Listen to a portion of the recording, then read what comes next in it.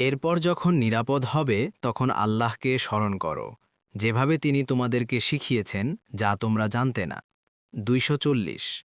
আর তোমাদের মধ্য থেকে যারা মারা যাবে এবং স্ত্রীদেরকে রেখে যাবে, তারা তাদের স্ত্রীদের জন্য 1 বছরের ভরণপোষণের ওসিয়ত করবে বের না করে দিয়ে।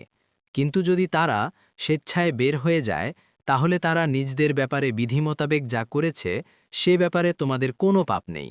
আর আল্লাহ পরাক্রমশালী, প্রজ্ঞাময়। 241। আর তালাকপ্রাপ্তা নারীদের জন্য থাকবে বিধি মোতাবেক ভরণপোষণ, এটি মুত্তাকিদের উপর আবশ্যক। 242।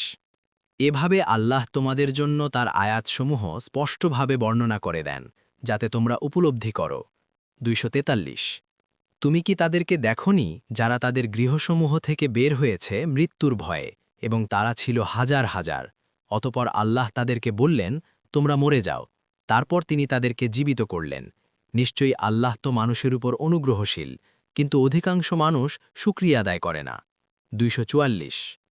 আর তোমরা আল্লাহর রাস্তায় লড়াই করো এবং জেনে রাখো, নিশ্চয়ই আল্লাহ সর্বশ্রোতা, সর্বজ্ঞ। 245। কে আছে যে আল্লাহকে উত্তম ঋণ দেবে, ফলে তিনি তার জন্য বহুগুণে বাড়িয়ে দেবেন? আর আল্লাহ সংকীর্ণ করেন ও প্রসারিত করেন, এবং তারই নিকট তোমাদেরকে ফিরানো হবে। 246। তুমি কি মূসার পর বনি ইসরায়েলের প্রধানদেরকে দেখনি?